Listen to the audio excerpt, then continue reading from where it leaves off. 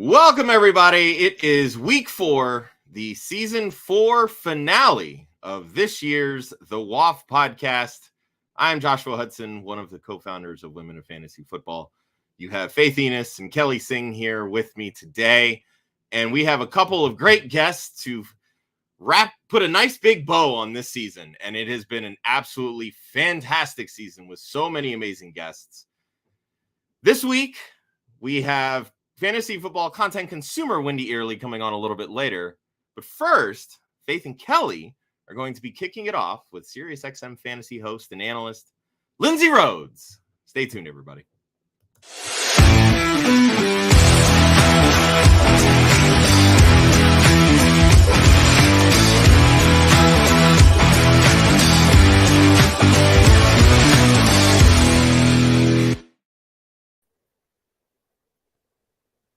Fancy. Hello, everybody, and welcome to the season finale of season 4 of the WOFF Podcast, part of the Club Fantasy FFL family and a product of Women of Fantasy Football. Because, heyo, I am Faith. That is my co-host, Kelly. And that is our first guest, Lindsay. Hi, Lindsay. That was impressive. Whenever I attempt to do like, where are they in the screen? And it's like backwards from, I always have to test it out a little bit. I think I should point the opposite. Yep. So well done, Faith. Thank you. It only took me 3 episodes this season to get it right. So give me another year and I'll forget all over again. Hi, Kelly. It's good to see you in person. Kelly, it's good to have you back, my friend. Flew in my eye like right then, and I pretend like I'm not on camera. You know what? You're just so emotional about me being on the show. That's what it is. You know what? I really am. First of all, I would like to thank you a lot because I will get emotional. Because this draft we had been asked to be a part of at Circa, and you and Jen and Sam really made an effort to come by the laptop and say hello to me and check in. Because literally, for those of you listening, they're in a draft room live, living it up in Vegas, and I'm in my recovery bed, like in my pajamas, in my bindings, in my things, just watching.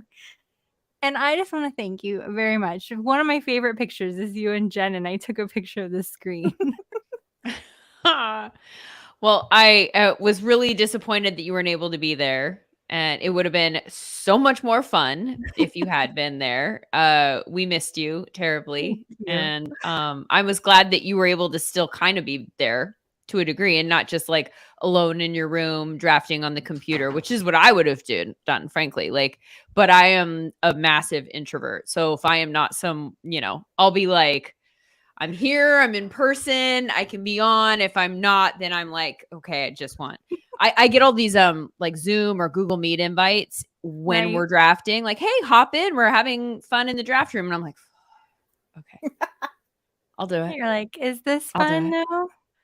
I don't know. But I always have a good time. I'm always really glad that I do. Like, I like the camaraderie. It's just, I'm one of those people, and I'm sure that some people listening will relate to this, where like I can go out and be with people, and I like I like that energy, and then I need time to recover from it though. Mm-hmm. Like I need time to myself. And so I'm kind of like an on or off type of personality. My husband is super social and will literally like walk down the street on our way back from school, and he'll stop and talk to like 4 different families. And I'm like, hi, like trying to be friendly. And it's not that I don't want to talk to you. It's just like right now, I just want to go home and get started, like on my work day or something like that. And he's like, I could just sit here all day. Well, and also I feel like a big part of like what you do and your work is like being on. Mm-hmm. So like when you don't have to be on for work, like that's all you want to do is just be off and just relax and recover and like recharge those batteries so that you are fun, happy Lindsay that people want to listen to because she's lively and energetic. I think some people aren't like that, but I am. And I know that there are a lot of other people that are like that. So I think it's fine. Like, I'll own that that's the way that I am. I just kind of need time to recharge my batteries. And also, I think in social settings too, I'm one of those people, like, I much prefer to just jump into a conversation that's like past like the weather or, you know, who did you get for your teacher or something like that. Like small talk, I have like an aversion to it. I have a really hard time just having surface level conversations. And so that impacts my ability to be social also. Cause I'm just like, when's the next thing coming? You know, like I just want to jump right in, but then you're also like, that's psychotic. Like you can't just do that. You know, you'll scare them away, Lindsay. You know what? If they get scared away by that, then they shouldn't be here anyway. That's what I always think too. Like then we're just not meant to be friends, and that's fine also. There's nothing wrong with that. Correct. Sometimes you have people who are introverts all the time, like our dear friend Joshua, who are friends with extroverts like me, who literally the first expo I dragged him around and I made him talk to people. I was like, this is so-and-so, this is Josh. Talk. But that's what introverts need. Yeah. Introverts, because I know that's what I need. If I'm with somebody who's an extrovert who will at least like take that first step for me and introduce, and then we're in a conversation and it's fine.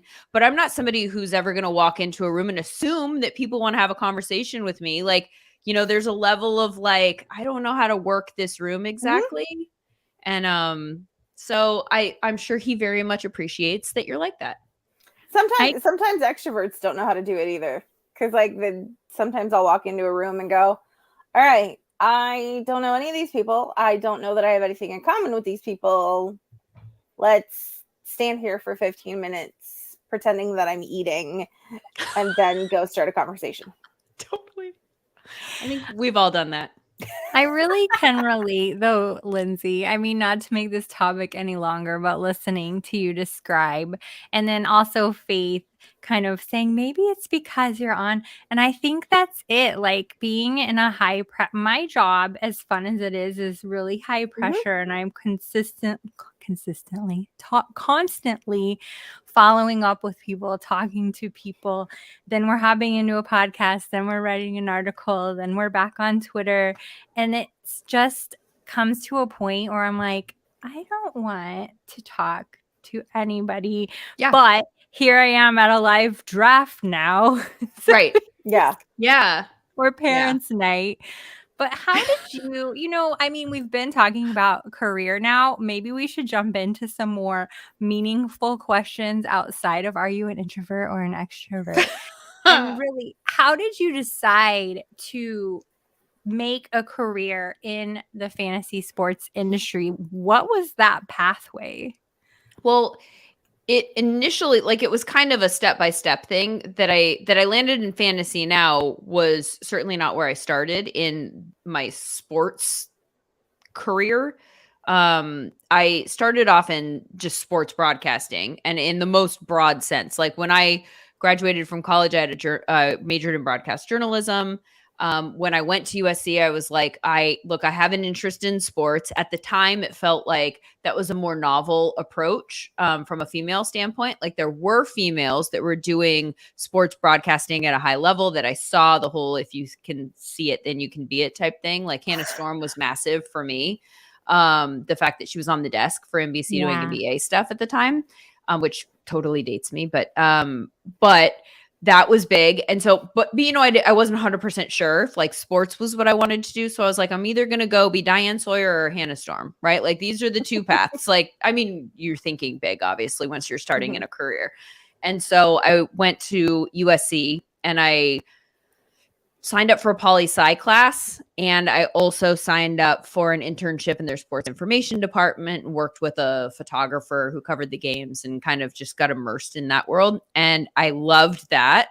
And the poli-sci class went way over my head.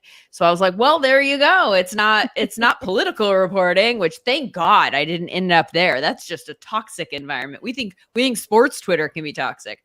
So I ended up kind of just chasing down that path, and it ended up with like a traditional sports broadcasting path at the time was to start off in a small market, pack up all your stuff and go move and live in a small town and say goodbye to all your family and friends and hope you make it back someday.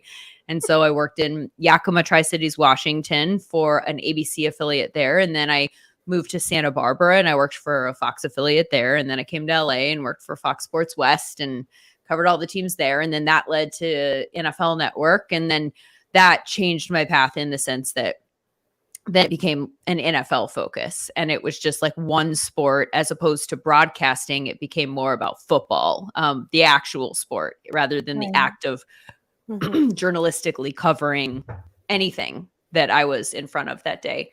And I thought that the path was good because of the versatility that it offered me.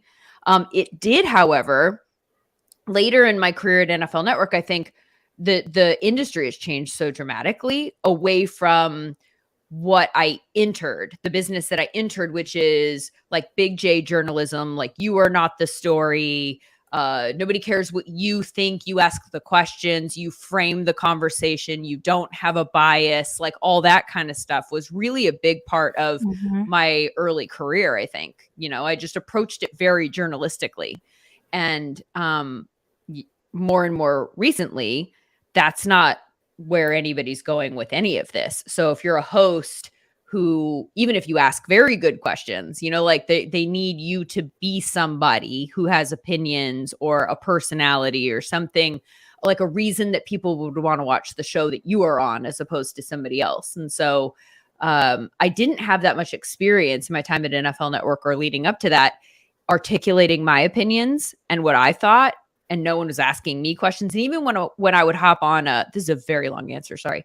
When I would hop on like a radio show and people would ask me for my opinions, I would always try to like redirect it into a factual conversation, something that I knew, something that I could report, information I could pass along, or my read of a situation that didn't actually take a side, sort of. And so that's been an interesting thing in the last few years since I left NFL Network. The shows that I worked on prior to leaving NFL Network were not structured in such a way where I was being asked questions. I was always the question asker. And so I hadn't really gotten in the habit of talking about what I thought or even thinking about what I thought. And so since then, doing a podcast and doing radio, it's been a really interesting last few years of my career, getting to a point where I'm like, I've been in so many rooms with so many people, and I in terms of like coaches and GMs and scouts and players, and like, I feel pretty strong at this point that I'm confident in the opinions that I have and why I have them. And it's been a really interesting path to getting to a point where I'm like, nope, this is what I think is happening. And I just, or respectfully, I disagree with the things that you're saying. Here's how I see it. And having a take, quote unquote, and also leaning into what that looks like for me, that it's not all debatey or like having a take to have a take. I live in a space of like, I could be very wrong, but here's what I think, and I think that that's something that's we don't see as much in terms of like TV. People are like, nope, you gotta have one or the other, like with no space for any gray area. You got to come strong. And I just think that in most cases, that's a lie. You're just saying it to say it. You don't actually know. It really is, Lindsay, because it's interesting that you went down this path. I've been struggling with this, I feel like, all week, even though it's only Wednesday, with everything that's happening in Arizona. And I've actually been very close to camp, to beat reporters, to being a season ticket holder and going to preseason games and taking film and producing film. And then you have people that are like, oh, obviously they're tanking purposefully this season. And I'm just like, okay, what are your reasons? Well, they didn't take anybody in free agency seriously. Like, so you're a recruiter now? You're very familiar with our wide receiver room or our quarterback room. Were you at camp? Like, where are these things coming from? And Right. then I like to preface it by like, listen, I'm not a coach. I'm a fan, but I paid very close attention. And I can tell you that purposefully tanking, I don't think that even has to be a thing. They're already set up to fail from the end of last season, let alone anything that's happened in between. So why is everybody suddenly tanking is the keyword of the week? And that is my soapbox. I'm ready to step off, but it's so annoying to just say, listen, I could be wrong, but I've been paying close attention. These are my observations. Yeah. I don't know. Yeah. But do you trust the Cardinals, Kelly?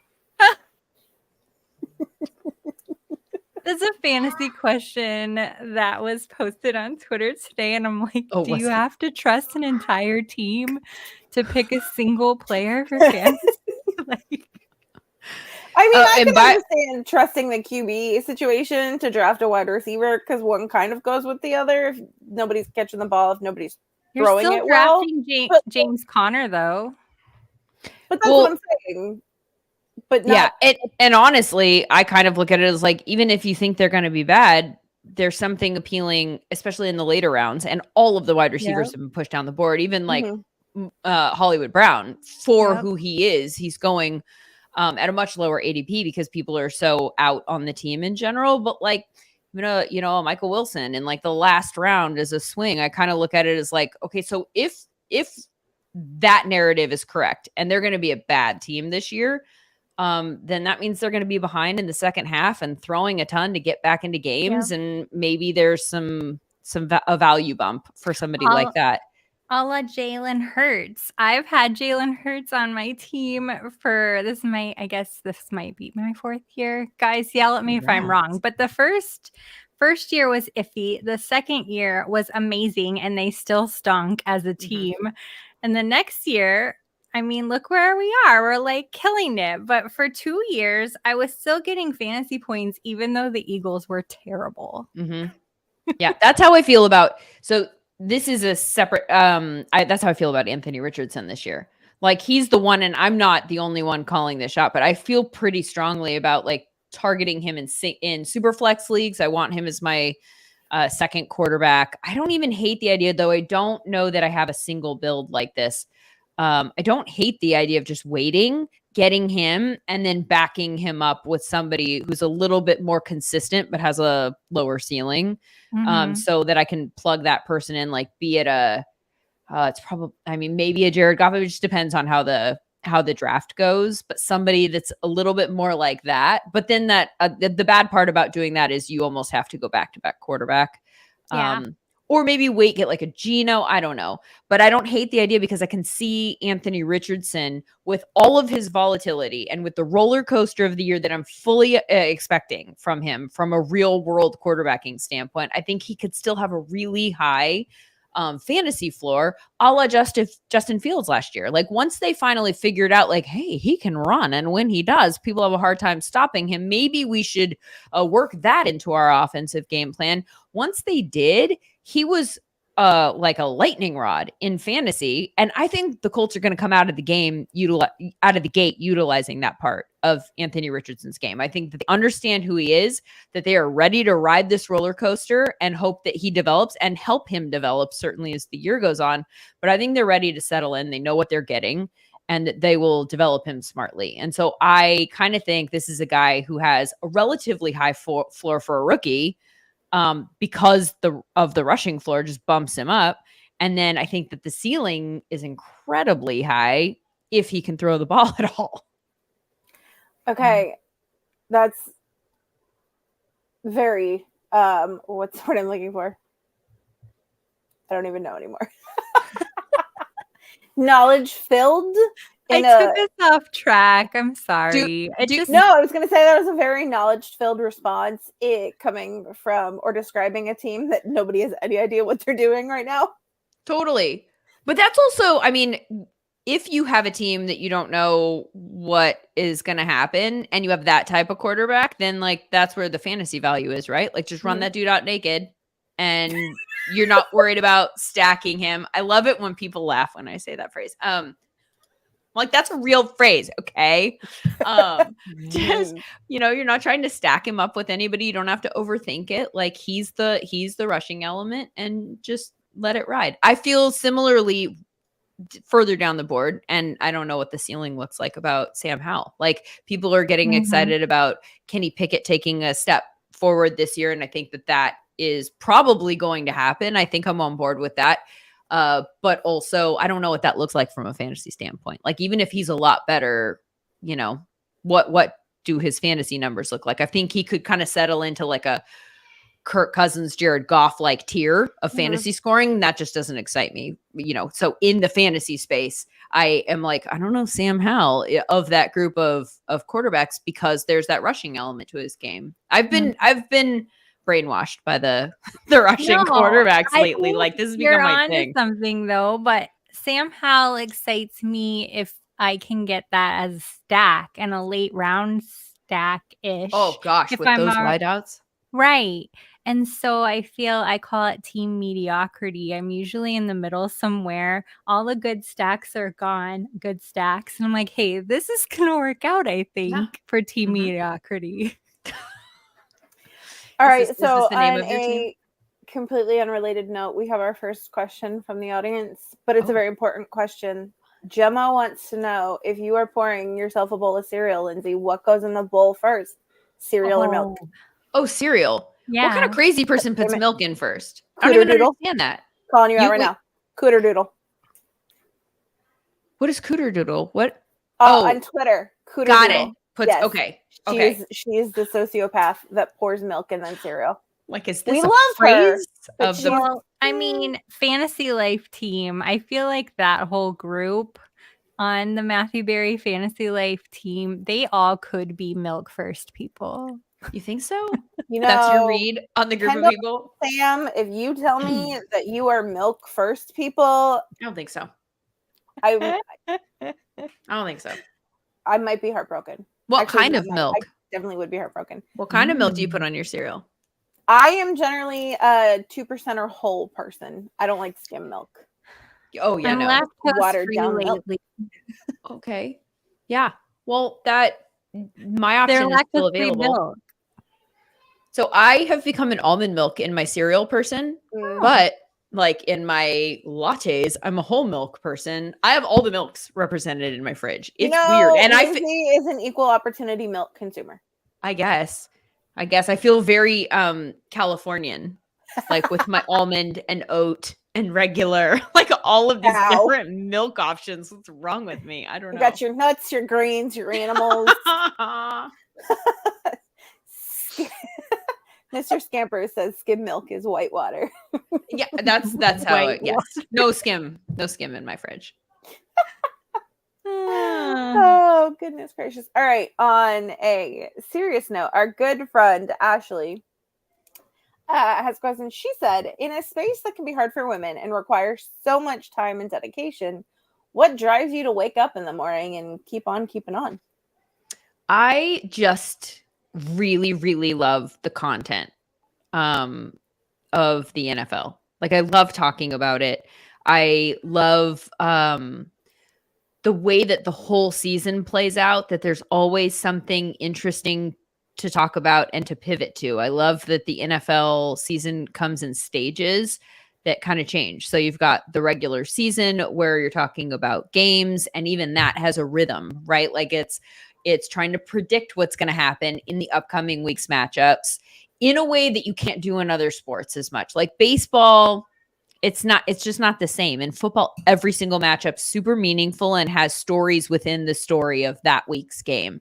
And then everything changes from an injury standpoint. There are adjustments to be made, fantasy adjustments and angles like that.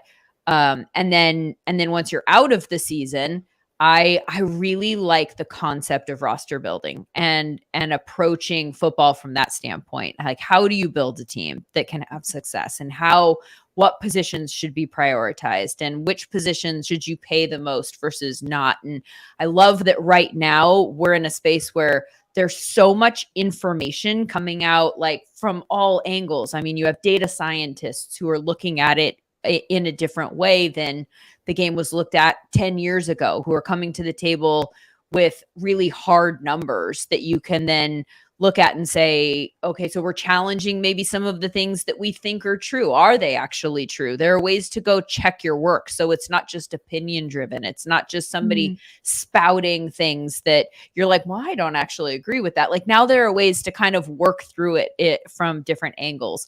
And I do like that we're at a time too, when, you know, you have all these different podcasts and digital sites and people who are leaning into their roles as an expert in different ways. Like it's not just former players who can weigh in on this game in a smart way that is value driven for the consumer. I mean, you have people who are like, I'm just going to watch all the tape, or I'm going to watch all the tape and I'm going to, like Matt Harmon at Reception Perception, I'm going to chart wide receivers. I'm going to be a wide receiver expert. Now I can go to Matt Harmon and say, like, let's pull up your charts and see who's actually a good wide receiver and not just in a good offense. I'm looking for someone who's doing that at the running back position, by the way, because I think that's a void in the content space. So if any one of you out there is a running back expert or knows of someone who is doing this, please pass that name along to me, because I think that that's missing.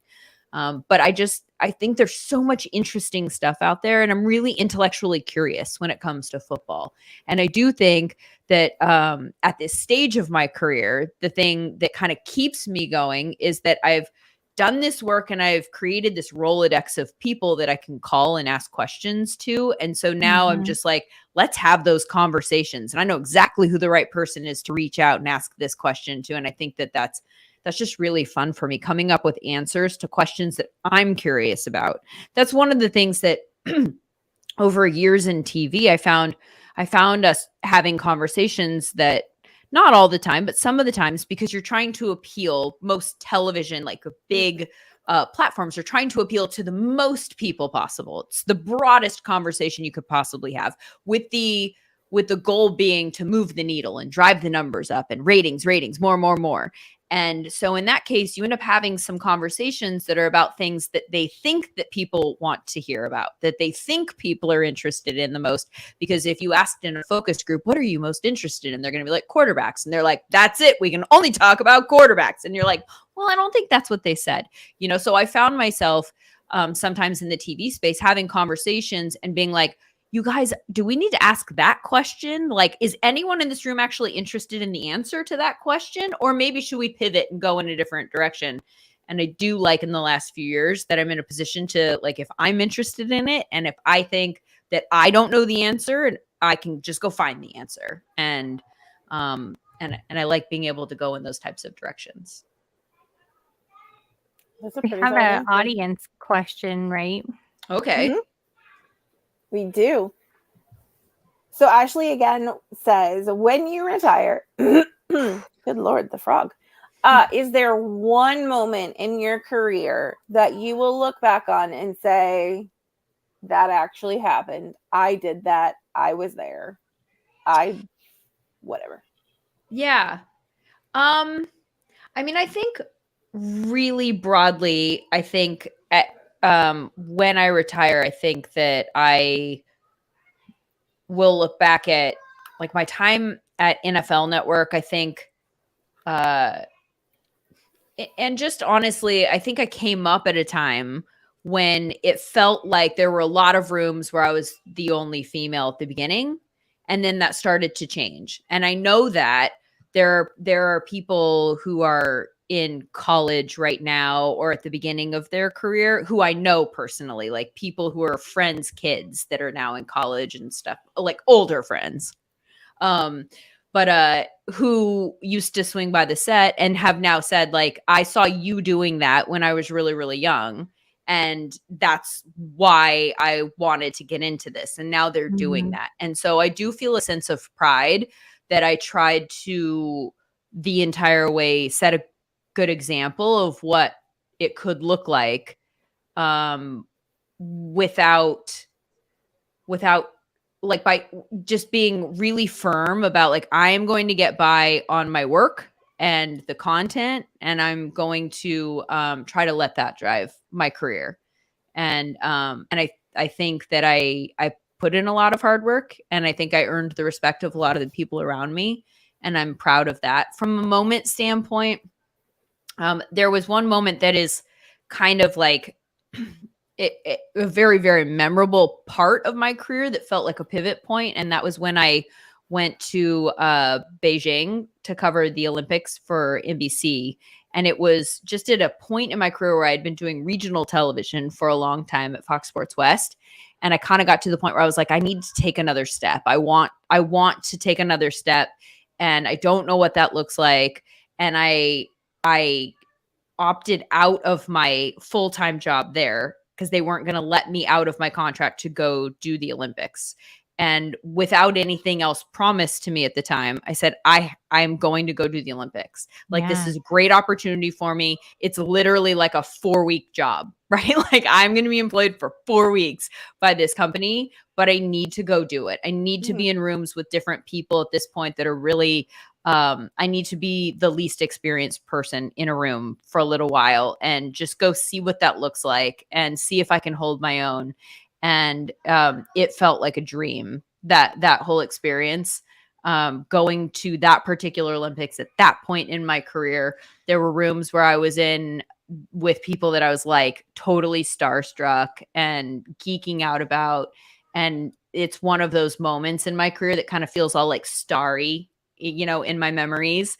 And I remember very fondly. And I think it was ultimately a good choice for me too, because then I ended up landing at NFL Network, and that ended up working out for a long time. So I think that that's probably a moment where I felt like, you know, you hear that in sports, right? Like, he bet on himself or whatever. And I feel like that was my moment where I did. And I felt like it worked out and it was worth it. And I'm really glad I did. That's I feel cool. like those moments really never can turn out wrong. And I hesitate to say that, but when you do bet on yourself, I feel like you're always going to do your best work, first of all, because it's something you're excited about and you love, and it shows guts. And I think that you are very well respected in our space. You're one of the first names that always seems to come up when I'm talking to the serious people, for instance, like when we set up for Scott Fishbowl LA, and it was like, well, we've got Lindsay there. And I'm like, I love Lindsay. So on that same topic, it was so great seeing you at Scott Fishbowl LA, not just drafting, but on the air. How do you prepare for an event like that? Like, how do you keep that flow for a draft? I think honestly, I'm at a point where I don't prepare. But that's the good part about, like I was saying before, when I was doing more rundown oriented shows and everything is kind of timed out and it's a lot of structure, and I didn't have a lot of experience articulating my thoughts about things. I think that that's what's been the best for me in the last 3 years of my career, is that everything that I've done has been no net, and having to trust that and having to flex those muscles and first work them out, you know, and get to a point where I felt comfortable doing that. And that's not something that I would have been able to say or at all been good at, you know, 4 years ago. There's just no way. I would have over prepared for every little thing. Like, I would do radio hits. People would call me up from Cleveland or whatever and be like, can you come on Wednesday for 15 minutes to talk about the NFL? And I'd go, sure. And then I'd spend 45 minutes studying everything with regards to the Browns or anything else that they might ask me, because I just wasn't in the habit of answering those questions on my end. And also, I think when you're doing a show like I was doing Total Access, you know, I was working from the minute that I stepped in the door to the minute I left, but it's a different type of working. It's not reading and thinking and talking about things. It's literally like, okay, I have to write a 15-second story about the fact that, okay, so Jonathan Taylor, they didn't pick up his contract. Like, what are literally just like the facts that are attached to that? And then we're going to have a graphic that shows what Jonathan Taylor did 2 years ago versus what he did last year. And like, what is going to be on that graphic? And then we're going to have a soundbite from somebody at the team. Like, can we find the right soundbite? Let me scroll through these sound and tell you which soundbite I want. Like, your day's eaten up kind of doing like minutia and trying to figure out what the whole story should look like, as opposed to what would I like to say about this story. And so it's not good or bad. It just is different. Right. And so I've found recently that it's such a nice thing to be able to say yes to people and then not feel like, oh, that's a lot more on my plate than you even think it is because I have to go prep for this. So the good news about doing a fantasy show 5 days a week is that, you know, when you drop into a different fantasy show, you're ready to talk about it. Yeah. Like the only thing that I don't know is what happened in the last day since we were on the air last. And I mean, honestly, we're all on social media tracking it anyway. So as long as there might be like 1 or 2 things that I missed, and I just got to get up to date on that. And then at this point, you know, I'm just used to talking a lot. and I'm having so much fun with it. And I've really, really liked being a part of the fantasy community, which was not the community that I was a part of prior to a couple of years ago, and starting the show with Fabs and really leaning into fantasy as its own content driver, as opposed to just the NFL. And I'm loving it. And I'm loving the people that I meet are so welcoming and kind and really, really know their stuff, you know? And I have had so many fun conversations and met so many interesting people, the 2 of you included. It's been really, really cool. I agree. It has been really, really cool. What were you going to say, Kelly? No, I was like, is that a good handoff to you, Faith? I agree. That was really, really cool. Speaking of cool, this isn't this wasn't in the show sheet, but it was on the subject that Kelly just brought up. R.E. Scott Fishbowl, how do you feel about your team? I loved my Scott Fishbowl team. Okay. I was so proud of myself for that, because there was an element of like, ooh, it's a weird scoring system, right? Mm-hmm. So we're all prepping for Scott Fishbowl in a way that I don't think that we prep as much for other drafts, those of us who have a lot of fantasy drafts, because it's so specific and different. Correct. And it's also one of the first ones out of the gate that isn't like an underdog best ball draft or something. And so you're really, I think the whole community is super excited to lean into it.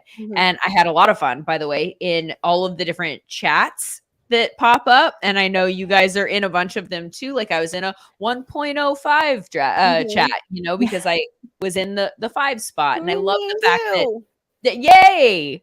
I love the fact that so many different so many different chats pop up like that. Like, hey, let's all help each other. What should we do in the 5? I did a mock and this is what it looked like. And what do you think of this stack? And should we go in a different direction? It's a very community driven feel.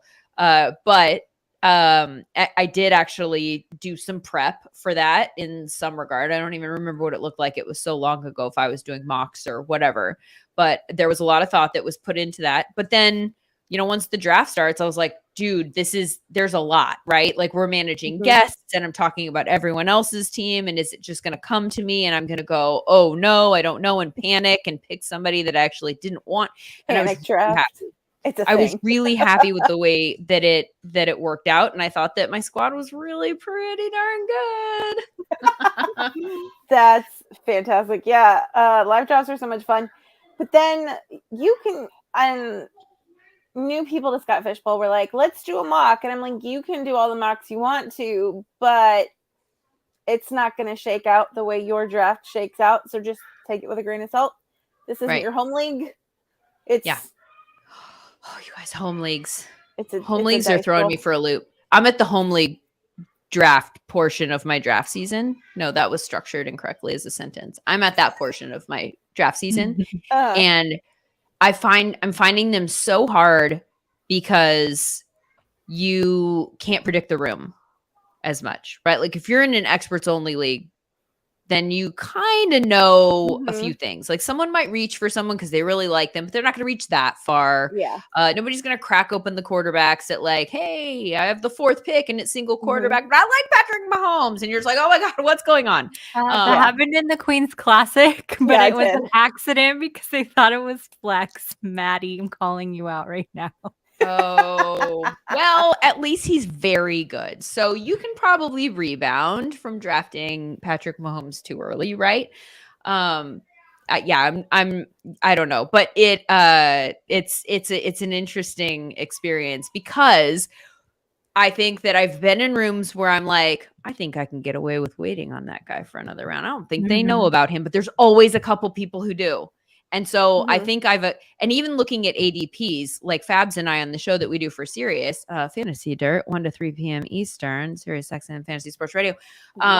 We go back and forth about what ADPs to use, because for the first half of fantasy season, we can all use the underdog ADPs and it's fine. You just shout out, like, it might be different when it comes to your home league, but like for right now, this is what we have. Now you've got Fantasy Football Calculator, NFFC. I've decided I'm going to use NFFC conversationally, because I would rather everyone, including me, be prepared for someone to be knowledgeable than someone think, that guy's going to be available in round 10 and really is going in round 6. You know, I would rather set them up to go grab somebody a little bit too early than think that the people that they want are going to be there later and just miss out on their whole roster. So, yeah, I mean, like Kelly said, Maddie took a QB pick 4 in the first round, but I grabbed Josh Allen in the second round with, I think it was like the 6th pick of the second round or something I had the 106, whatever that translates to in the second round. Right. Yeah. I don't want to math, but I grabbed him for the stack. Yeah. So it was like, I know it's only one QB and I know that I'm missing out on something else, but I wanted that. And he's not going to be there by the time he comes back around to you. Yeah. Exactly. So to a degree, you're like, yeah, there's an opportunity cost, but it's one I'm willing to metabolize because I really want Josh Allen and I want that stack. So it's, you're not, that's not a bad pick. You're just, I mean, you're reaching maybe a few picks or half a round, and there is an opportunity cost, but like, if he's not going to be there when he comes back around to you, I don't think that's bad. Yeah. What player do you have the most of across all of your drafts since we've been speaking of drafts? There are a few. I keep drafting people, like, just, I think we're all in the same boat to a degree, unless you're just a game theory person and you're just going to have so many and you want all the differentiation. To a degree, we have people that we like better than other people in certain rounds, right? And I don't do rankings. I kind of think in terms of tiers, but there are definitely people where I'm like, I believe that guy is underpriced and I'm willing to bet on that.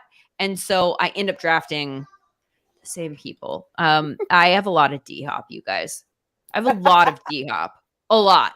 Like where he's going and how my builds are playing out. Like, I don't know what it is, but I got so much D-Hop. And I think it's because when it comes back around, for whatever reason, like I'm just not loving everything else that's there. And I think that he has upside.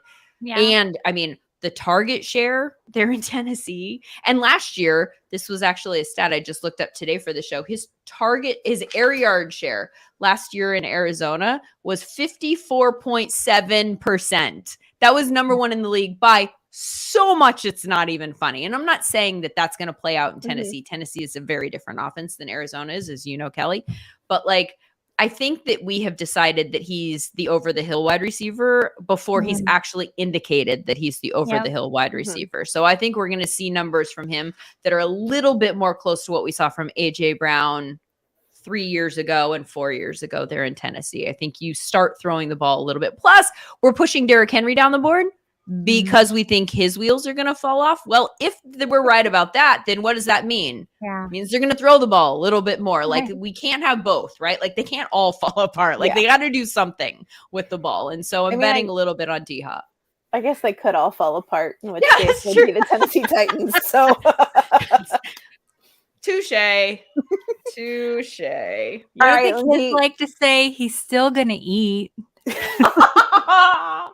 Oh goodness. I can't. Before we let you go, Lindsay, we have one final question, and it's kind of a silly question, but it's kind of an important to you question. So 2 weeks ago, we had Lindsay Young on, who is the staff writer for the Minnesota Vikings, and her name is spelled EY, and she claims that it is the only proper way to spell Lindsay. Okay. So what are your feelings on that? Well, I actually think that, I don't. No, I mean, it's just like, No, the answer is no. I mean, alphabetically, A before E. Oh, there you go. I haven't even thought about that. Just like, I don't. Let's just take logic to it. I'm trying to think of where to go with this directionally in terms of like, because it's not like you're like the famous Lindsays all have AY.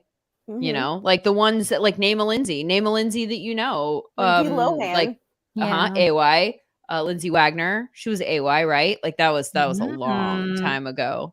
Yeah, it's definitely an AY, EY. Although more in recent years, people are like on the Starbucks cup, they're like LY in, and I'm like, no, what? Lindsay. There you go. I feel like somebody somewhere in LA has that name. Lindsay from Gen Z or whatever. Yeah, exactly. Like that feels very. I don't know. I love it. I used to have a best friend. Her name was LYNDSAY. Oh, okay. There's entirely too many ways to spell Lindsay. That's when parents just start getting cute, right? Like, and I feel like for a period of time, everybody named their kids the exact same thing. It was like John and James and whatever, like for guys. And then they're like, I'm bored with this. Let's come up with some random names. And we are the generation of random names. We're the generation of like, I'm bored with seeing that. Like put a Y in there instead of an I. Like that'll make it different. I don't know. Okay. What is this, Zach? What is this? Lindsay seasoning. I mean, that is if I try way and then too there's hard. This one, Lindsay. I don't. Okay. And I mean, it gets there quicker. Sorry, Dame. It was either there or New York. It was going to be one of those two major cities, and we were all at SFBLA, so that I just went with LA. Sorry. Speaking of Lindsay's, thank you so much for joining us. I know you brought it up earlier, Lindsay, but once again, tell everybody where they can find you, where they can listen to you, where they can consume all of your content. Yep. So SiriusXM Fantasy Sports Radio, weekdays 1 to 3 p.m. Eastern. Why do I give that out in Eastern when I'm sitting here in Los Angeles? Like, why have I just agreed to let your time zone be more important than my time zone? It's not. We're on from first. Are we fighting? No. I'm trying to think about what that actually means for me. I'm on from 10 to 12 Pacific. Okay, we're gonna get that. I just had to do math, and it's literally why am I doing that math? That's the time I sit at my computer to do the show. Anyway, that show every day with Michael Fabiano. Weekdays, I'm on Twitter at Lindsay_Rhodes, Lindsay with an AY, and Instagram at Lindsay Rhodes NFL. Oh, fun times. This was you guys, fun. Thank you for having me. I really appreciate it. I'm excited to hear from Wendy next. Thanks for kicking off our season finale of season 4 of the WOFF Podcast. Say that 5 times fast. I am not going to try, but I will say thank you to both of you guys for leading the charge in this women of fantasy football space. I think you're both rad, and I think it's awesome that you're having so many other amazing women on your show to amplify the work that they're doing. And I'm excited, like I said, to hear from Wendy next. Before you go, our friend Scampers, who is also at SFBLA, wants you to know that you are validated and that Pacific is the only way to spell time. Thank you. Actually, you spell time TIME, but that's what you get for THYME, for spelling advice. The verb, all the things. But yes, Pacific. PST for life. Okay, I have to go now. That's insane. Okay. What's coming out of my mouth, you guys? You're naming new Starbucks drinks, okay? Oh, goodness. Stop me before I embarrass my children. Oh, that's half the fun of being a parent, is embarrassing your children. I don't have any, but I'm pretty sure that will be half the fun. Lean into it. I will. Oh, thanks, Lindsay. Bye, guys. Bye. Okay. That was fun. Before we invite our next guest, my face hurts. I know, my cheeks need a break. It's like the end of Toy Story 2, where Barbie is at the end. She's like, bye-bye. Bye-bye now. She's like, my cheeks are real bad. Okay, so our final guest of season 4. I don't know what's happening anymore. Our final guest of season 4 is here. Ladies and gentlemen, Wendy. I was getting ready to add her, Joshua. I'm here. You didn't let me finish But my now spiel. it's a black screen I on know, my end. but we can't see you, Wendy. Goodbye. Now? I No. can see her in the green room, but not Yeah, on but screen. she's frozen in the green room. Or in the backstage, too. There she There is. she is. Yay. Hello, Wendy. Like, how am I supposed to follow that? Okay. Lindsay frickin' Rhodes and now Wendi Earley. Seriously? How am I supposed to follow that? I'm just going to mic drop. I'm out of here. She was fantastic. You follow that by being you. That's all I can be. That's all I can be. Thank you guys for having me on the show. This is so awesome. And people are excited to see you. Oh, this is great. I can see the chat too. I wore my glasses so I could see. Jameson, Wendy, our good do friend you wanna- Jemo. People Does are Wendy excited want for to you. try popping out and back in real quick just to see if we clear up some of this connection issue? Or is it just me? No, I see what you're saying. Want to try, Wendy? Pop out and back in? Okay. How about if I reload? Yeah. Do it. In the meantime, I can sing a song. Do, do, do, do, do, do, do. It's not the season 4 finale if we go off without a hitch. That- Hey! Oh my gosh, it's so much better. Okay, good. You're all together in one piece now instead of a million little ones. I have to at least look good if I have to follow Lindsay Rhodes. She's like a rock star. And then here's You me. know what?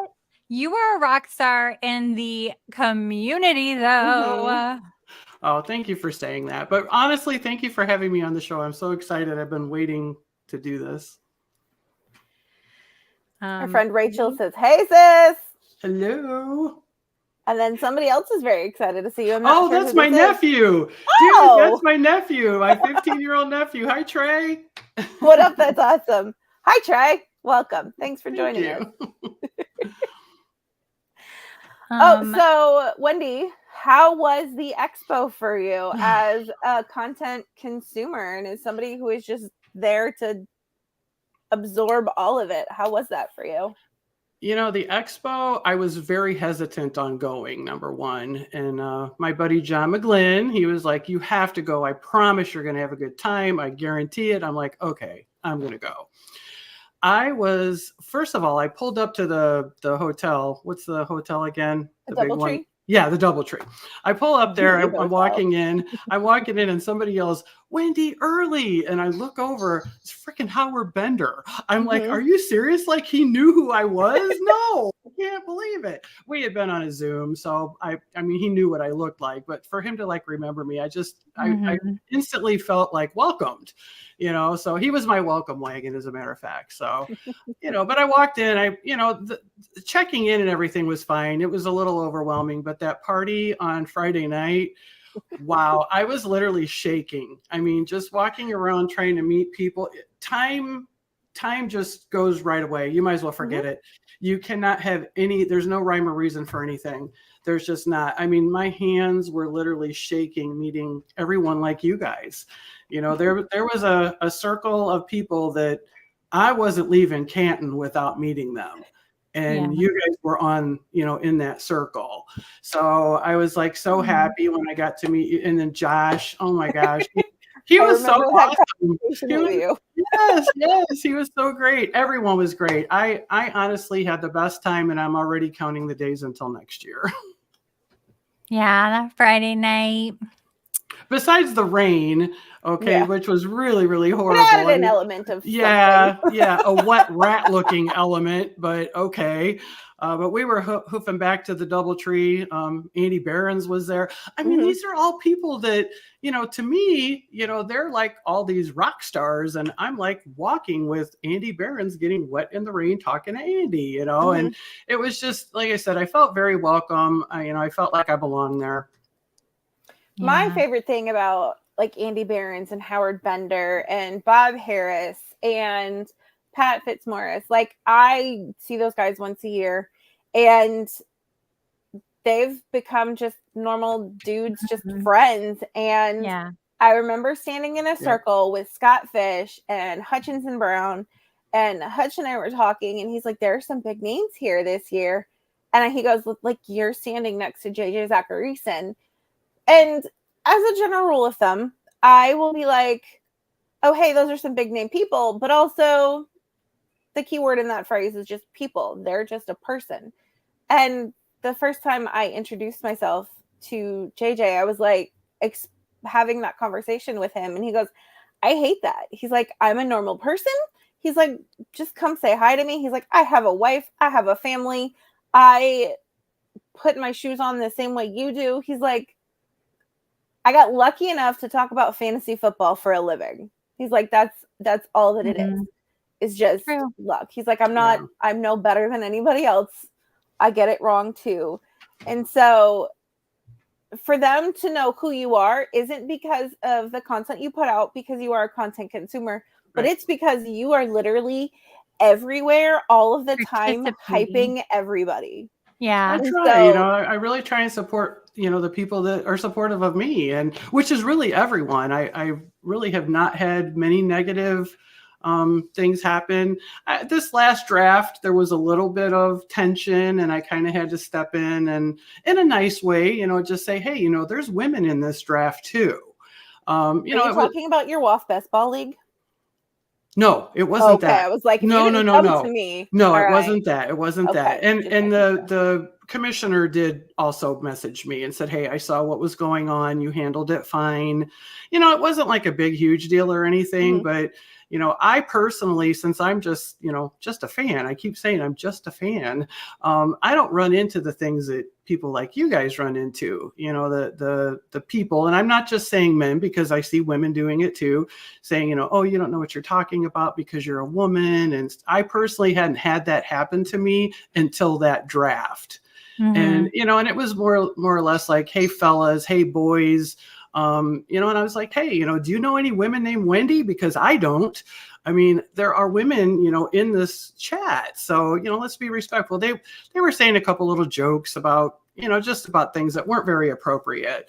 And maybe if it's a bunch of guys, then that's okay. But I wasn't okay with it. But in a respectful way, and we got through it, and the draft was fine. And everyone said, hey, I'm glad that this all happened. And I didn't have any problems after that. But what you guys go through is really tough. And that's one of the reasons that I follow you guys so much, is because I want this Women of Fantasy Football movement to continue.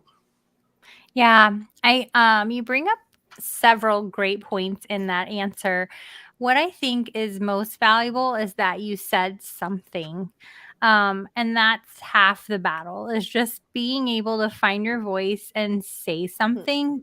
It's not easy. I got kicked out of a group, but similar story, just saying something. It was a group with Hutch, who at the time was only 15, super excited, getting a follow from Lisa Ann in the fantasy industry, and of course all of the disgusting men want to discuss part of her other career life. I've never seen anything like it with her stuff. I've never seen anything like it. I mean, her previous career is adult, and that wasn't the discussion. The discussion was fantasy football, and oh my gosh, you guys, Lisa Ann followed me. Lisa Ann is a big part of the fantasy space, and I was excited for him, and so I just told them what disgusting jerks they were being for ruining his moment. And I will step in and be somebody's mom if I need to 100%. in that instance. But what you did in your chat is the very same thing. Somebody has to say something in order for it to get better. Yeah, and it did get better. Everybody was like, hey, honestly, one guy actually said, I didn't realize there were women in here. Okay. I mean, my profile picture was Tom Brady, so maybe he thought Wendi Earley was Did he think Tom Brady was playing in his league? Maybe, I don't know.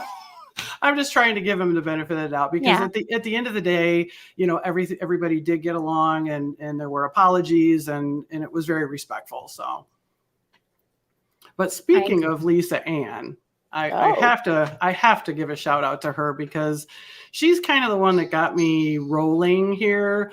Okay, Wendy was back on Facebook. Okay, Facebook. Wendy's old. Okay, and we're all on Facebook.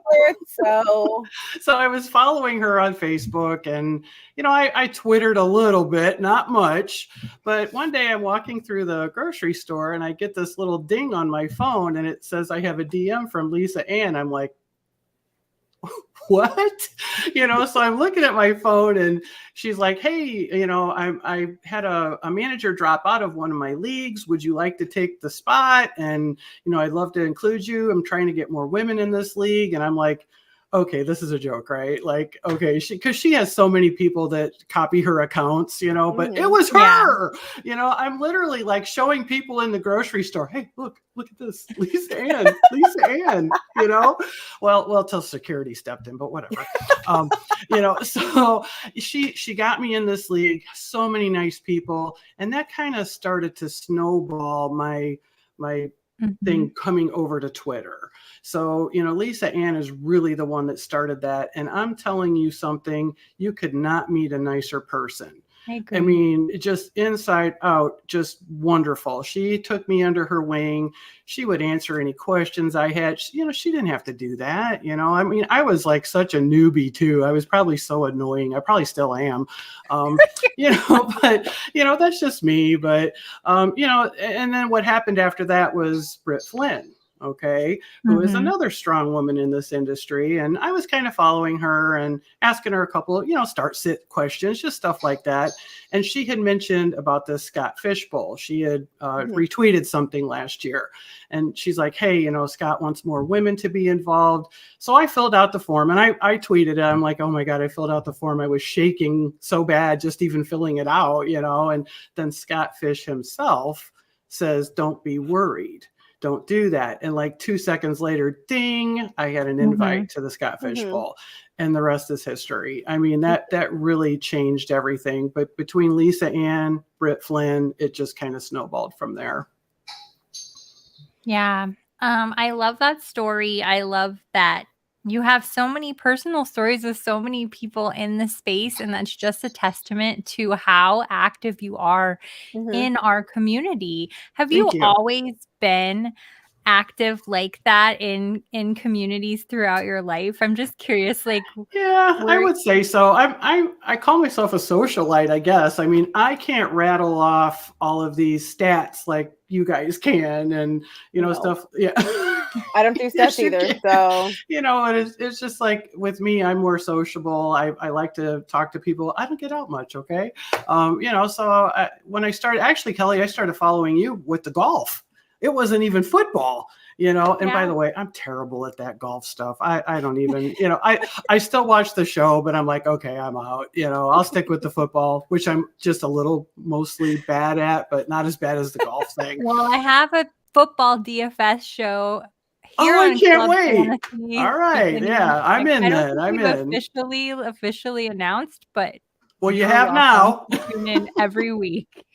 And I still come to your show. I just haven't been doing any betting, but I like to watch you and listen, and you're just the cutest thing. So oh gosh. You are, and so smart, so smart. The strong, smart women such as the two of you just, really motivate me to maybe get a little bit more involved with not just the social area, and be more involved in I can't say no to charity tournaments. I mean, I can't, I got rooked into another one today. So actually probably two, but that kind of gives me, the experience. And I played best ball this year for really the first time. I never really did best ball. I love that, by the way. So I did Dynasty this year. My first Dynasty league. We were in a Scott Fishbowl chat last year for the 1.08s. And by the way, that's how I met a lot of people was through the Scott Fishbowl chat. And they talked to me, they're like, hey, we really want a woman to come with us, be in this dynasty, learn how to do it. I said, the only way I'm doing that is if I can have a co-manager to help me, just to kind of guide me. So I had seen John McGlynn on Gemmo's show, and he's kind of like a dynasty king. So I reached out to him, and he's like, heck yeah, I'll do it. And he's been so great. So I'm in my first dynasty league. So that's kind of different for me too. That's so great. Oh, Faith, did you want to say something? Because I did want to say something about dynasties. Oh, I was going to talk about something else. So you bring up Let dynasty. me just throw in dynasty really quick, and this doesn't even need a response. But at the women's panel, somebody's question was like, "What's hindering women from playing fantasy or a dynasty?" And I'm like, nothing's hindering women from playing dynasty. It's a preference, and besides the lack of wanting to play dynasty that you learn. I happen to love dynasty, but it's only because I learned about it. And if they're not sharing how to play it or how to get involved, then nobody's going to find you. It's not a man or a woman thing. It's a publicity thing. Yes, I agree. You know, the dynasty thing, I'm not real good with the trades and stuff like that. I mean, everybody's always sending these trade offers. So I'm like texting John, okay, you know, would you do this and why would you not? You know? That is why I don't like dynasty leagues. Josh Hudson and Ryan Weiss will sometimes get no less than 25 texts from me in a day saying, okay, what do you think about this trade? No? Okay, well, then here was their counter. Well, no, that doesn't work. Okay, what if I counter with this? Or how about this person? Or which of these people? I kid you not. Or I got this trade offer. Should I take it? Should I not? I hate it. I hate it so much. It's a lot. I mean, I'm committed this year and next year. So, you know, we'll see how it goes. That's my biggest thing is the trades, I think, because I always think, you know, I'm always like, no trade. I like my team, you know, but you also have to be looking for in the future. And I think that's why, and I said it at the panel, my biggest thing with dynasty and trading is determining the value of future picks against current players and being comfortable with that. I just made a trade yesterday that I was thoroughly surprised that I not only initiated and came up with a counter, but I accepted. And I was like, I know. I don't know. But you mentioned a name earlier that we all love here in these parts, and that is the fabulous name Gemmo. Over the summer, you made your first podcast appearance with our good friend Gemmo. I did. How was that? You know what? That show is so much fun, and it's not about football at all. You know, I mean, it's a little bit incorporated. We talk about those things and stuff, but that was the most fun. Well, the first time, I've been on twice, and the first time was not so great just because it was my birthday, and I drank some Four Locos. Bad idea. Bad idea. Gosh. Oh my gosh.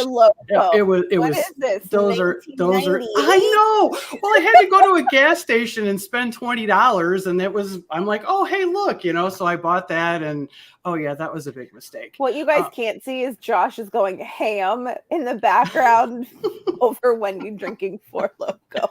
It was awful. But you know, Gemmo, he's actually become a really good friend. We talk on the phone, we'll text, we get advice from each other, and he's got a great family. He always asks about my family, and always asks about his kids and his job, and that was a great experience. And that kind of broke the ice a little bit for me, where I didn't feel super uncomfortable going on camera. So yeah, thanks to Gemmo. Well, that's good. Gemmo is really good at being a great icebreaker for podcast appearances. Because Gemmo is, I love him, but he's kind of all over the place. Oh, yes. That's part of Gemmo. That's part of Gemmo. First expo that Josh and I went to was in 2021. And I saw Gemmo first. He hugged me. He then ran and just jumped on Josh and kissed him on the cheek. And Josh was like, what? And I was like, Gemmo's here. I know. It was so sad when he couldn't come this year. I mean, I understood his wife was taking a wonderful trip and stuff, but yeah, I was really sad. So, I mean, I look forward to meeting him next year, though, because he definitely is someone that he actually, that I met him in a Scott Fishbowl chat. It's like it keeps coming back to the Scott Fishbowl thing, but it's how all roads lead to Scott Fishbowl. Pretty much. Scott is a bringer of the people together. We have a Gemmo dinner and a Gemmo Waffle House breakfast. So, Wendy, I will bring you as my +1. I'm sure Gemmo would invite you anyway because now you're like besties. Yeah. Oh, wait a minute. Well, we all know who my bestie is. Well, Bob that's Harris. true. Well, yeah, but Gemma's close. Obviously. Obviously. I even have the shirt to prove it. I know. But also, Scampers says you're big vibes. I love Scampers and Dame. We did meet at the expo, and that was a big highlight for me. I met Scampers and Dame at SFBLA, and I was slightly disappointed to learn that Scampers was, in fact, not a cat. Spoiler alert, people. No, but I think he's got one in his beard. I think he carries one around. Kelly would know. I have been in that beard. Did you get lost? She Like this. has. I actually don't think he liked it. I did ask permission. I got consent. Allegedly. So the best part about that is that Mr. Scampers doesn't know the history behind the word allegedly at Club Fantasy. And that's just amazing. He Kelly fits right in no matter where he goes, though. You know, He does. While also standing out. I will say that Dame Overboard and Mr. Scampers, who Yes. have real names, allegedly, have become Allegedly. two of my very Anything for you, favorite Kelly. people. Look, like, even that little sentence will make me like cry because they are good people. And Yep. that's what this community is made up Yep. of, good people. And that's why we have you here on the show, Wendy. But I will tell you, like, those two humans Mhm. will support Mhm. anything. Like, I could throw the weirdest thing out there and be like, yes, we'll be there. Mhm. Two of my very favorite people, not getting misty. Wendy, you show up to everything too, but since they're in the chat, I wanted to throw that out there that I love them whether too. in person or online, beautiful humans. Yeah. I remember walking through the expo and being like, hey, did you see Mr. Scampers is here? Or that's Mr. Scampers. And 9 times out of 10, people were like, Scampers is here? Because, like Wendy, Scampers is in every chat, supporting everything at all times, everywhere. I see him all the time. And like Kelly said, they are just two of the best human beings ever. I got very excited when Scott Fish texted in our ride chat. He just added Dame and Scampers, and I was like, wait, does this mean they're coming to the expo? And I got no response. And I was like, you can't do this to me, Scott Fish. And they were there. It was very exciting. Yeah, I was so happy to see them. There's a lot of people that I see in the chats. And the other one I want to shout out is Toronto Dave, because I was so he was one of the first people I saw besides Ryan Kennedy when I was walking up there. It was like, because he's in all the chats that I'm in. We're even in a special little golf group for the Masters and, the majors, I should say the majors. It's Bo and Connor and Linda and me and Royal. And even though I know nothing about golf, I won one week. Whatever. You did. I and we did. celebrated it. Yes, I was so happy. So those are another, group of people that support, all of these content creators. And even though we're just content consumers, I guess you kind of got to work hand in hand. Well, you're not just a content consumer, because honestly, without content consumers, there wouldn't be as big of a need for content creators, because if nobody's reading it, if nobody's consuming this information, there's no point in putting it out there, because nobody's going to need it. Nobody's going to use it. So you guys are equally as important, if not more important, than content creators, because I need all the content I can get. Sorry, Scampers. Well, not even just that you consume it. And this is something that came up on our panel too, is it goes beyond just consuming it. It's also sharing it. And it even goes vice versa. There's so many people that share content, but don't actually take it in. So I love when I come across people in our community that don't just read it and not share it, or don't just share it and not read it, but do both of those things and also encourage others to participate. And I love that. about you. Well, thank you. You're welcome. I am actually not feeling well again. No, you are good. I said before the show, I'll just transparency. For those of you following along in the trials and tribulations of my life this year, I had my surgical drains removed, and this weird nauseating feeling just hasn't gone away. And it went away in like the excitement, and now I'm getting hot under my lights, and I'm feeling that feeling again. Well, I'm glad that you were here at all. Thank you so much. If you need to go, I couldn't leave without talking to you. Thank you, Kelly. All right, Kelly, just in case we don't get to have you back before the end of the show, let everybody know where they can find you, where they can find your stuff. Peeps, don't tune out yet. There are still more questions and drawings. Yeah, we've got a Jalen plenty of stuff to do away here. To break Josh's heart. Just because I need to vomit doesn't mean you do. Sorry, that's not funny, but it's not. Kelly and Phoenix across all things. And I will say, I created a public Instagram. My private Instagram, I went private because I had some creepers and some life things. And so help me grow that again. It's the real Kelly and Phoenix.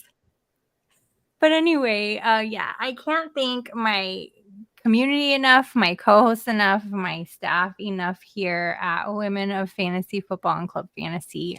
I'm really getting sweaty now, but I thank you and I love you all very much. Love you, Kelly. Feel better. Thank you. Okay. Poor thing. I know. She's a warrior, man. A warrior. She is a fighter, or as Destiny's Child said it best, she's a survivor. Yep. I appreciate your appreciation, Josh. So you co-founded over the last several months or so a Battle of the Sexes tournament. First of all, how did the idea for that tournament come about? What's been the response to that tournament? And what are some like big plans you have for that tournament next year and even beyond? All right. Yeah. Thank you for bringing that up. It's a thing that's near and dear to my heart. Michael Salwin, he is the one that approached me. We were in a Scott Fishbowl chat in the 1.08. It was still, and he's in the Dynasty League with me as well. He had kind of reached out to me and said, you know, I really feel like almost every league I'm in, there's maybe one or two women at the most. I'd really like to have some inclusion. I want women to feel comfortable. You know, how would you feel about, you know, collaborating with me and putting together this tournament, kind of men versus women, a fun thing? It could be husbands and wives or, you know, whatever, you know, and I'm like, you know, I think that's a really good idea. So we started to roll with it. And this year, we got a really big response, especially after we went on Howard Bender's show. He invited us to come on the Fantasy Alarm show. It was great. Actually, him and his wife they joined and they're playing as well. So, you know, we had 90 women, 90 men this year, and we'd like to double that next year. It's all charity. There is no required donation. We recommend a $25 donation. And if you do make the donation, you're also in a little extra drawing for a Daniel Jones autographed jersey. So that gets you that, but you don't have to donate. We just want people to play. We want women to come feel safe in this space. Our drafts all went really well. You know, there was a couple little glitches, but there always are. You know, there are, you know, but Michael, you know, he's a girl dad. So he's got twin girls and a newborn. So he's a little busy right now, but I hope that he's able to watch the replay later. But, you know, we donate everything to charity, and it was Play Like a Girl. The other one, it was actually Kelly. I had reached out to her, the Living Beyond Breast Cancer. And we are also donating to Zero, which is men's prostate cancer. So Michael's company donates up to $2,000. They match up to $2,000. So we have a $5,000 donation to split between those three. Wow. And we hope to double that next year. And I know that we're going to, because, drum roll please, Scott Scott Fish is, he kind of reached out to us and said, hey, I want to make sure that you're doing things the right way. I see where you're going. I like what you're doing. Come with me with Fantasy Cares and I will help you. And I'm like, oh, what? Are you serious? So I met with him at the expo. We had a little meeting before his presentation, which was really good too. Very, very knowledgeable, a lot of information. And so they've hooked us up with Fantasy Cares for next season. So that's our big announcement is we will be on their website. We're going to have a link to, the Battle of the Sexes website. You can sign up there. You can donate even if you don't want to play. So that's our big thing this year. Whoever wins gets a ring from Trophy Smack. Shout out to Kelly. And then a Scott Fishbowl 14 entrance. So, and that's a pretty big deal. So I'm hoping that next year it does the same. But again, we're trying to double what we did this year. And I honestly think that we will, especially with, Scott's help and the Fantasy Cares organization. Jordan did our t-shirts for us, Jordan Loop. Alan Hepworth is doing some Abbeys for us. And, so I think next year's really going to take off. I'm looking forward to it. That's super awesome and super exciting. Yeah. Speaking of super exciting, we have some exciting things coming up. But before I bring Josh in to do that, let everybody know where they can find you, where they can follow you, all that fun stuff. All right. Well, I'm on Twitter and Facebook, but don't go to Facebook. I never go on there anymore.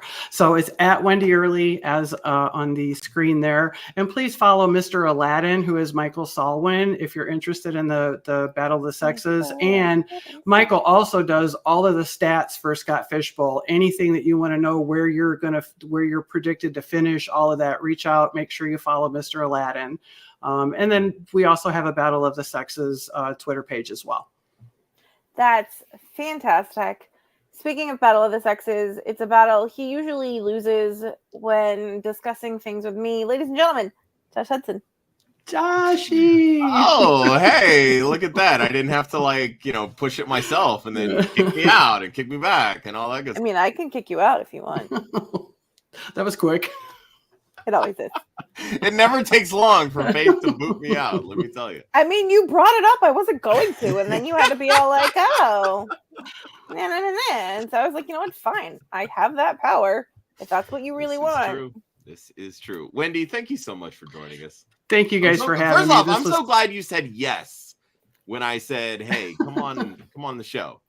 Because it was an honor, I got a few people that were like, wait, you have so-and-so on this stream? Like, why do you want me? Like, what are we doing here? Bye-bye. Bye-bye. Look, I'm just here to say that we raised a lot of money for our Women of Fantasy Galvanized Scholarship. Awesome. And give away some jerseys. So I'd like to think that you guys would like to hear from me a little bit. Just saying. But, You're just here so you don't get fined. Exactly. It's the Marshawn Lynch of Women of Fantasy Football. Ladies and gentlemen, Josh Hudson just said he is the Marshawn Lynch of fantasy football. And I am going to tell Joe or Ryan or whomever that is what we are clipping from this episode. We have spent an hour and a half talking about women and all of that fun stuff. But that's what's going to make it. Is Josh saying, I am the Marshawn Lynch of fantasy football. Right? Oh, my goodness. All right. Well, what I'm here to say is that we're giving away a signed Aaron Donald Rams jersey and a signed Jalen Hurts jersey. And over the last 4 weeks, we've given away 6 jerseys. We have started 6 Women of Fantasy Galvanized Best Ball Leagues. Of which Wendy is in one. Thankfully, yes, Wendy is in one of them. And thankfully, we've raised a lot of money for this scholarship fund. Josh, how much is a lot? So just this week, you guys heard me mention that in week 2, we set a new fundraising record during the week. Single week record of $1,110. Well, this week, we broke that. We raised $1,185 just this week on these 2 jerseys, which is exactly what I wanted because I like to think that I saved the best for last. So thank you, general public, for validating my feelings. And for the grand total, just on the jersey raffles through 4 weeks, we have raised $3,360. All right. Wow. Very nice. $3,360, which again, that is a new record for us just on the jersey raffles over the last 4 years that we've done this. Mm-hmm. And if you saw, go ahead.